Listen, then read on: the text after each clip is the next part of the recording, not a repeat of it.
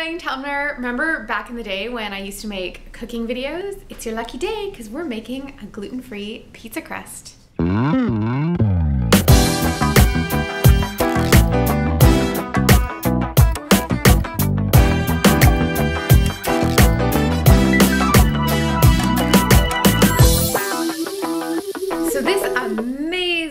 Pizza crust recipe in honor of the fantabulous gluten-free renewal cleanse is going to rock your world. We came up with it, myself and my amazing intern Sandy Bruner at Sandy Bruner on Twitter, or check her out at sandybruner.com.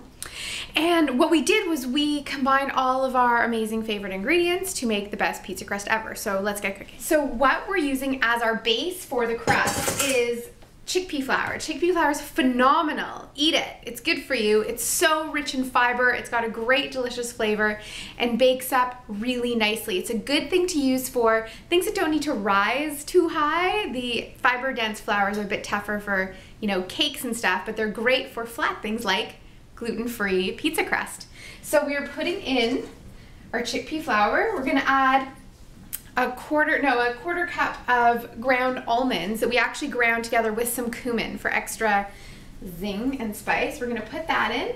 We're gonna put a teaspoon of our sea salt. I think I have a teaspoon on here. No, just kidding. We're gonna do half a teaspoon of sea salt. You don't want it too salty. I'm putting toppings on top. Anyway, so this recipe, you can mix and match whatever you wanna put in it. And you can use it without spices, without herbs or anything, as straight up bread. So that's awesome.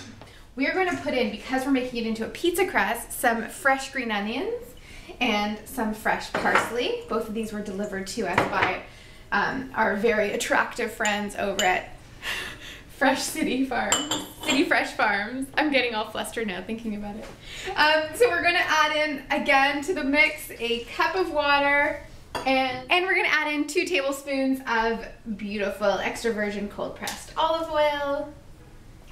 And then we just mix this batter around. So while we're mixing it around, I can try and think of things to say. The gluten-free cleanse is the best kind of gluten-free bread, by the way, is the kind you make yourself. Most of the others are a bit like serving vessels for what you put on it. The longer you go gluten-free and the more you start drinking smoothies and juices and all these other amazing things, the less bread you actually want to eat anyway. So we've got our batter all mixed, and we've got our baking pan already greased. So you can make this bread in a round, like a pie thing. We're doing it in a square so that we can cut out squares to decorate our pizzas. It's all about decorating. So all we have to do now is pour this batter into a thin layer on here, and it will bake up super thin, super crispy for our outstandingly delicious pizza. Once you've got all your batter in the pan, just roll it out so that it's evenly distributed. You can see how thin that is, and we'll put it in the oven at 400. Our amazing pizza crust is out of the oven, and I want you to know that this can also be your fantastic bread. We baked it for 15 minutes in the oven to make as pizza because it's gonna go back in with the toppings. As bread, I'd give it another 5, cook it for 20. So, what are we gonna put on our pizza? You have to come back to the blog to see that. Let me know what your absolute favorite, I'm gonna keep these on.